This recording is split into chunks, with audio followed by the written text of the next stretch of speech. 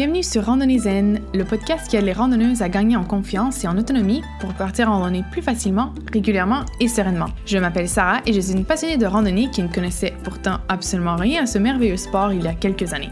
Ici, je te partagerai tout ce dont tu as besoin pour devenir plus confiante et autonome en randonnée et ainsi progresser dans ta pratique de ce sport. N'hésite pas à t'abonner au podcast sur ta plateforme préférée pour être averti quand un nouvel épisode est disponible. Et maintenant, assieds-toi confortablement et prépare-toi à devenir une randonneuse zen et confiante. Bonjour et bienvenue dans ce nouvel épisode du podcast Randonnée Zen. Aujourd'hui, je voulais vous donner des trucs pour acheter du matériel de qualité pour partir en randonnée, mais sans devoir vous ruiner et investir tout un patrimoine là-dedans. Parce que je sais que quand on commence à s'intéresser à la randonnée, au plein air en général, le matériel, ça peut être un frein parce que, ça a un coût.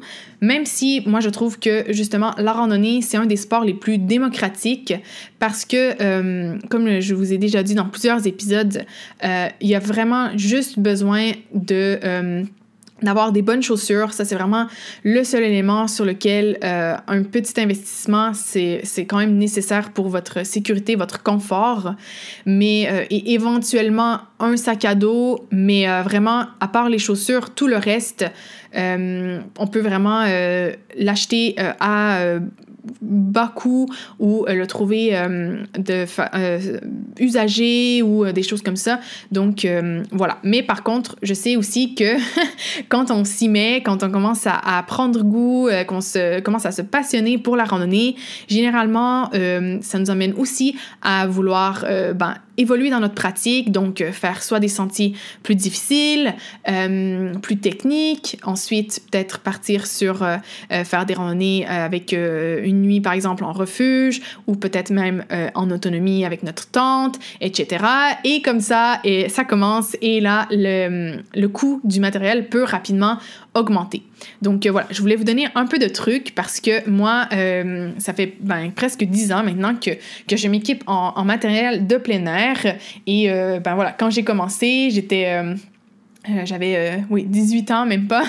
Oui, j'avais 18 ans. J'avais vraiment pas beaucoup d'argent pour acheter du matériel et tout. Donc, je sais très bien, et même encore aujourd'hui, j'ai pas d'argent pour acheter du matériel hyper coûteux et tout. Donc, voilà, je voulais vous donner quelques petits trucs parce que, au final, moi, j'ai très, très, très rarement acheté du matériel de plein air à plein prix. Sauf, par exemple, pour les vêtements de base qui coûtent déjà pas très cher, par exemple des t-shirts ou des pantalons, des shorts, des choses comme ça. Mais pour tout le reste du matériel, je pense même que j'ai jamais rien acheté à prix plein. Donc, je voulais vous donner quelques conseils là-dessus. D'ailleurs, c'est normal quand on commence à randonner d'acheter du matériel déjà, pas nécessairement de la meilleure qualité dès le début parce que on sait pas si on va aimer ça et tout, donc ça vaut pas non plus la peine au début d'investir énormément si on n'est pas encore certain que c'est quelque chose qu'on veut faire sur le long terme. Donc c'est tout à fait normal d'acheter peut-être les premiers prix ou les produits de qualité intermédiaire par exemple.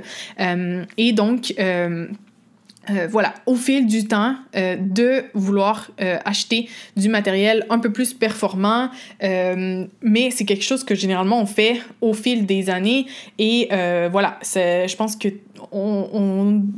c'est aussi normal de passer par l'achat de matériel un peu moins de qualité pour ensuite aussi mieux évaluer quels sont ses besoins, qu'est-ce qu'on veut et tout, pour par la suite les remplacer par des éléments plus performants, donc qui sont moins lourds, qui sont de meilleure qualité, par exemple, qui ont des tissus plus techniques, etc., etc.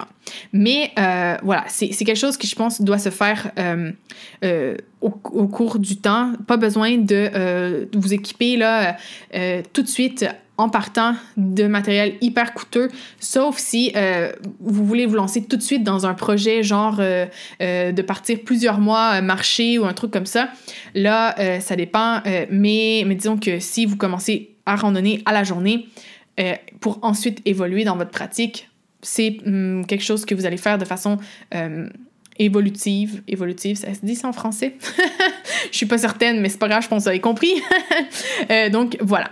Et un élément que je veux vraiment, sur lequel je veux vraiment insister avant de vous donner des trucs, hein, c'est que le matériel ne devrait jamais vous empêcher de partir à l'aventure, que ce soit en randonnée, à la journée ou sur plusieurs jours. On trouve presque toujours un moyen de trouver le matériel, soit en le louant, en se le faisant prêter ou en l'achetant et tout, mais à bas coût.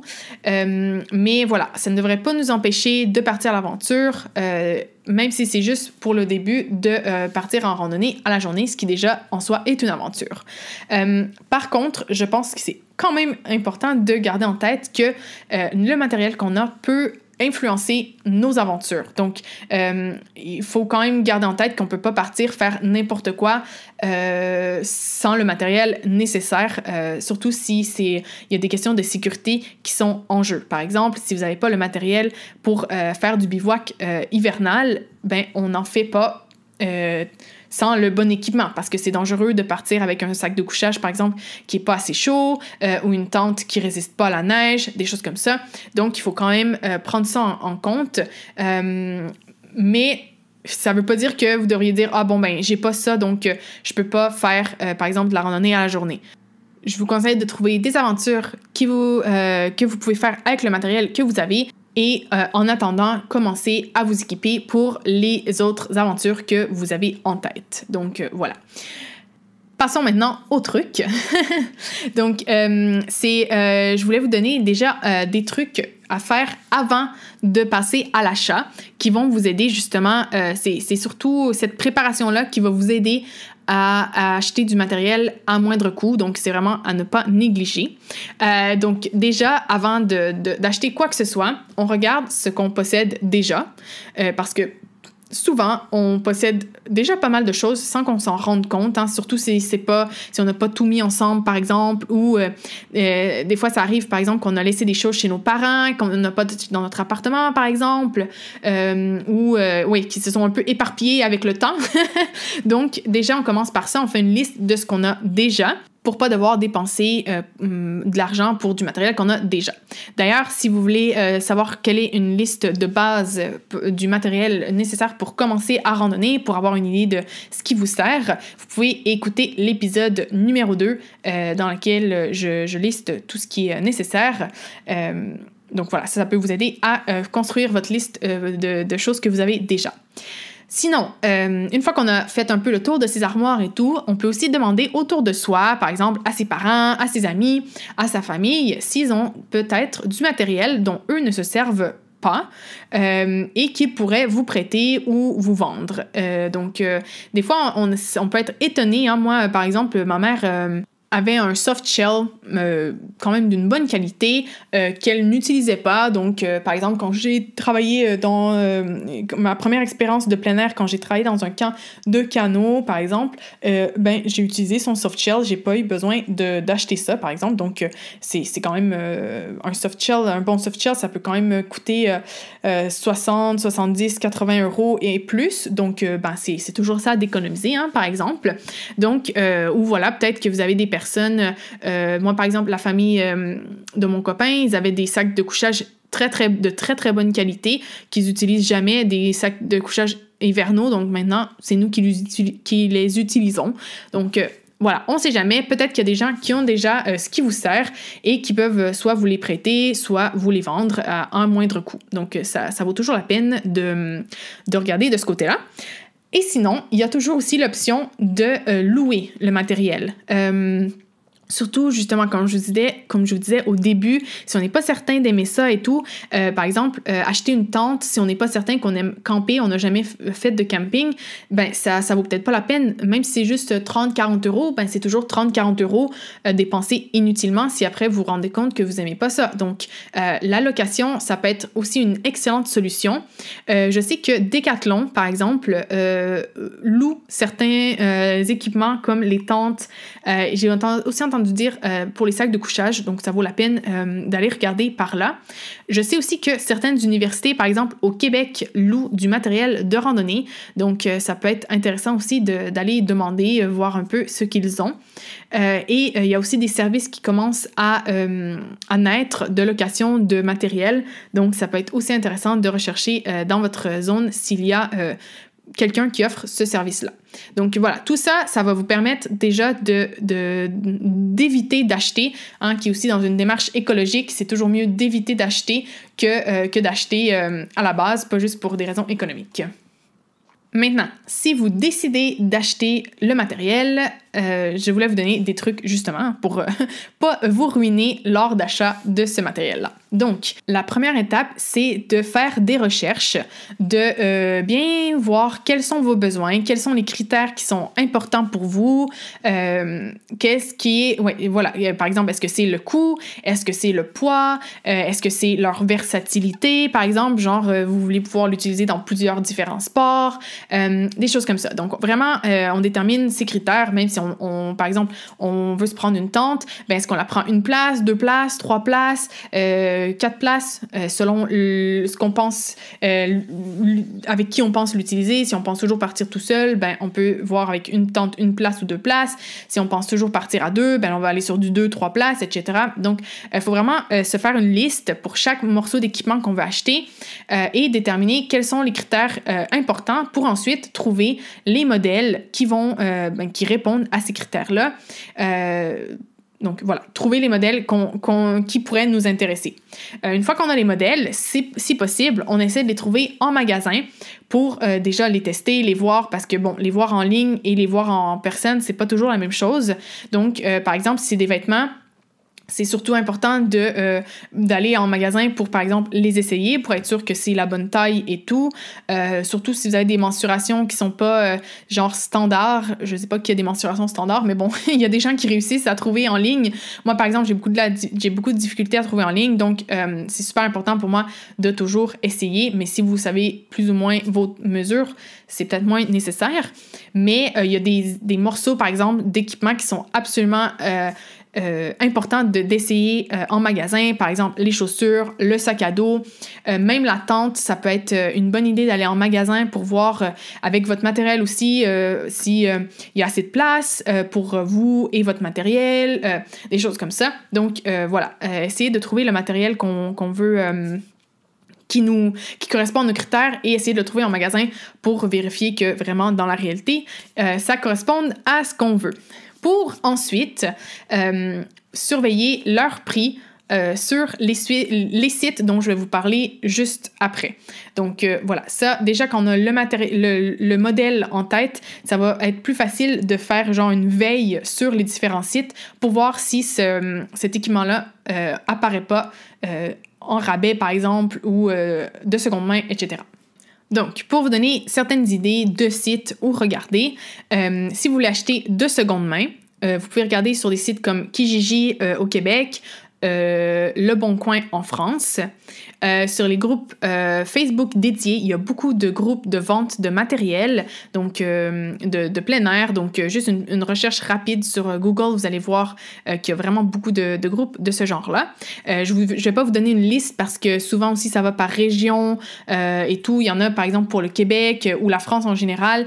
Mais bon, si vous trouvez quelque chose, mais que la personne habite à genre... 1000 km de chez vous, c'est pas vraiment d'adon. Donc, si vous réussissez à trouver un groupe plus local, ça peut être plus pratique. Il y a aussi le Facebook Marketplace où il y a vraiment beaucoup de choses en vente. C'est étonnant ce qu'on peut trouver là-bas. Donc, je vous conseille vivement. Par exemple, moi, mon copain, il a trouvé une doudoune synthétique, en plume, pardon, une doudoune en duvet de la Mountain Hardwear qui coûte genre 400 €. Et il a trouvé, quand on était au Québec, sur Facebook, dans un groupe de vente de matériel, je faisais régulièrement de la recherche sur ce site-là, sur ce groupe-là, pardon, pour voir si, justement, il n'y avait pas certains morceaux d'équipement qu'on cherchait. Et justement, genre 2 semaines avant qu'on aille au Québec, un gars la mettait en vente et donc comme ça, on a réussi à la payer, je pense, moitié prix pour une doudoune qui avait été genre portée une fois ou deux. Donc voilà, ça vaut vraiment la peine de regarder. Il y a souvent des gens qui se sont trompés de taille ou des choses comme ça et donc qui revendent à moindre prix des morceaux neufs. Donc ça vaut vraiment la peine de regarder sur ces sites-là. Ensuite, il y a aussi beaucoup de ventes sur des sites de vente privés. Moi, par exemple, il y en a un que je suis et ça m'a permis d'acheter... genre là, mes chaussures que je vais utiliser pour le Camino Frances, je les ai payées presque moitié prix sur un site de vente privée. Donc là aussi, vous écrivez site vente privée et il y en a en France, il y en a au Québec, il y en a... Moi, par exemple, c'était un site italien, mais qui est aussi en France, il me semble. Donc voilà, c'est des sites qui peuvent valoir la peine aussi de suivre. On s'abonne genre à la newsletter et chaque semaine, ils vous envoient un email avec les deals de la semaine. Donc ça vaut la peine de s'inscrire. Ensuite, la dernière étape, la dernière possibilité, c'est de surveiller les soldes dans les boutiques physiques et les boutiques en ligne. Donc là encore, vous savez quel est le modèle que vous voulez, la taille et tout. Donc quand vient le temps des soldes, allez voir dans les boutiques ou regardez sur les sites en ligne pour voir si l'article que vous cherchez est pas en rabais. Ça aussi, moi j'ai fait ça vraiment très très souvent et ça m'a permis d'économiser énormément sur plein d'articles. Donc, toujours à vérifier. Ça vaut vraiment la peine d'attendre les soldes pour... bien sûr, il faut prévoir un petit peu plus dans ce cas-là parce que, par exemple, les vêtements d'hiver, ils sont en solde à la fin de l'hiver. Les vêtements d'été, par exemple, le matériel d'été, il est en vente à la fin de l'été. Donc, généralement, on achète pour la saison suivante. Donc, c'est quand même à prendre en considération, mais ça permet vraiment de faire des grosses économies. Donc voilà, ça c'est mes trucs pour vraiment, c'est pas hyper sorcier, hein, c'est vraiment juste de la préparation et un peu de veille sur les différents sites ou les différentes boutiques pour voir des rabais. C'est aussi simple que ça pour économiser sur l'achat de matériel. Ce que je voulais vous dire par contre, c'est aussi qu'il faut pas oublier quelque chose. C'est pas nécessaire d'avoir du matériel hyper cher pour commencer à faire, par exemple, de la randonnée sur plusieurs jours en itinérance, faire, par exemple, des via ferrata, des choses comme ça. C'est pas toujours nécessaire d'avoir le matériel le plus cher, le plus merveilleux au monde. Ça, tout dépend de l'utilisation qu'on en fait et de l'équipement en question. Par exemple, ça vaut la peine absolument d'investir dans des bonnes chaussures, une bonne tente, un bon matelas de sol, parce que c'est des éléments qui, soit c'est pour de la sécurité, soit vont durer longtemps. Dans le cas de la tente, du matelas de sol, c'est des éléments que vous allez utiliser pendant beaucoup, beaucoup de sorties. Donc, le coût va être amorti sur le long terme, mais ça vaut pas vraiment la peine de payer hyper cher pour des t-shirts, des pantalons qui, soit ils vont se briser, ils vont être salis, vous allez prendre du poids, perdre du poids, des choses comme ça. Ça vaut pas vraiment la peine d'avoir les pantalons les plus merveilleux du monde parce que vous allez vous frotter les fesses en descendant sur un sentier hyper raide, donc vous risquez de les briser, comme je disais, de les tacher, des choses comme ça. Donc il faut vraiment, quand on pense à un morceau d'équipement, on pense, OK, est-ce que ça vaut vraiment la peine de dépenser autant d'argent là-dessus? Est-ce que je peux pas plutôt mettre cette somme-là ailleurs? Par exemple, l'année passée, on a été faire la Via di Francesco avec les deux sœurs de mon copain et sa sœur, à un moment donné, elle était en train de penser de mettre 160 € sur une paire de souliers, mais seulement 80 € sur le sac à dos. Alors que moi, je lui ai dit, oui, OK, mais en même temps, les chaussures, c'est quelque chose que tu changes souvent, hein, si tu fais plusieurs randonnées et tout, au bout ça dépend, même au bout d'une année, des fois, on doit les changer, mais au bout de 2-3 ans, tu les changes. Alors qu'un sac à dos, moi, j'ai un sac à dos, ça fait 10 ans que je l'ai, mon sac à dos. Il est encore en parfait état et tout. Donc, dans ce cas-là, c'est sûr que ça vaut plus la peine de faire le contraire, parce qu'elle hésitait entre une paire de chaussures à 80 € et une à 160 € et un sac à dos à 80 € et un autre à 160 €, plus ou moins, hein, les montants étaient presque égaux. Donc, je lui ai dit, non, dans ce cas-là, c'est mieux de prendre les chaussures à 80 € qui était d'une très bonne marque, c'était des Merrell qui étaient parfaits pour la Via di Francesco, et de dépenser plus pour le sac à dos dans ce cas-là, qui va pouvoir te permettre de faire d'autres randonnées, d'aller en voyage, etc. Donc voilà, il faut toujours prendre en considération ce genre de choses-là quand on achète notre matériel et investir intelligemment notre argent sur le bon matériel. De toute façon, comme je vous disais aussi au début, vous allez voir, le meilleur matériel, généralement, on l'achète dans le temps en apprenant à savoir qu'est-ce qui nous sert vraiment, qu'est-ce qui est vraiment important et tout. Donc, c'est quelque chose que vous allez prendre éventuellement et au moment où ce que vous avez déjà acheté commence, par exemple, à se briser, à être un peu trop usé et tout, mais là, vous allez pouvoir tranquillement changer votre matériel, en prendre du plus performant et tout. Donc, il ne faut pas se mettre la pression en se disant « il faut que j'aie tout de suite le meilleur matériel du monde » parce que, déjà, ça va vous coûter beaucoup trop cher. C'est sûr, si vous avez un budget limité, faites ce que vous voulez, hein? Mais si vous avez un budget aussi qui n'est pas infini, vraiment, mettez-vous pas trop la pression, prenez ce que vous pouvez vous permettre pour le moment et éventuellement, vous allez pouvoir changer. Finalement, un dernier petit truc pour économiser que moi j'ai utilisé énormément, c'est de demander les morceaux d'équipement qui sont plus coûteux comme cadeau de fête ou comme cadeau de Noël groupés à votre famille et à vos amis. Parce que si vous avez genre un groupe là, d'amis de 10 personnes, vous faites chaque fois des cadeaux entre vous et tout, 10 personnes, si vous voulez une tente à 200 €, eux, ça va leur coûter chacun 20 €. Si c'était déjà le budget, par exemple, qui est à peu près un budget moyen d'un cadeau, en tout cas ici en Europe, ou en tout cas avec mes amis, je sais pas de vos standards, mais en tout cas, juste pour l'exemple aussi, 20 €, 20 € par personne, à 10, ils vous achètent une tente, au lieu de, à 20 € des bébelles ou des objets dont vous aurez peut-être pas vraiment eu besoin ou que vous pourriez vous-même vous permettre, alors que peut-être la tente à 200 €, c'est un gros morceau d'un coup. Donc, voilà, en le divisant avec plusieurs personnes, ça amortit énormément le coût. Donc, moi, ça, c'est quelque chose que j'ai utilisé énormément justement pour m'équiper en équipement de plein air. Et voilà, ça a vraiment permis d'avoir le matériel que je voulais sans que ça me coûte énormément. Et voilà, de toute façon, les personnes m'auraient fait un cadeau. Donc, c'était juste un cadeau qui voilà, répondait vraiment à ce que je voulais et à ce que j'avais besoin dans ce moment-là. Donc, c'est aussi une solution à laquelle vous pouvez penser. Donc, voilà, j'espère que ces petits trucs vont vous permettre de vous acheter le matériel qui vous sert pour faire les aventures que vous voulez faire sans vous ruiner parce que, voilà, ça reste quand même coûteux le matériel de plein air. Donc, si on peut économiser, c'est toujours le fun, comme on dit au Québec. Donc, voilà. Si vous avez des questions, n'hésitez pas à m'écrire comme d'habitude. Si vous voulez aussi une liste du matériel dont vous avez besoin pour partir en randonnée, n'oubliez pas de télécharger le kit de la randonneuse dans lequel il y a toute la liste du matériel à apporter en randonnée. Et moi, je vous laisse sur la citation du jour qui est de Lao Tse, qui dit « Il n'y a pas de chemin vers le bonheur est le chemin ».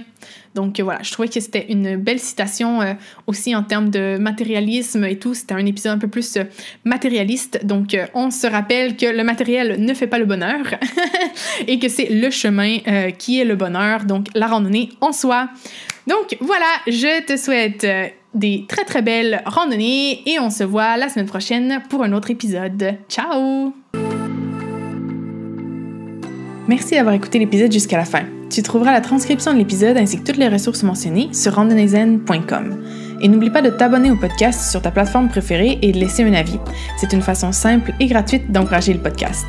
On se retrouve pour le prochain épisode et en attendant, je te souhaite de faire de belles randonnées.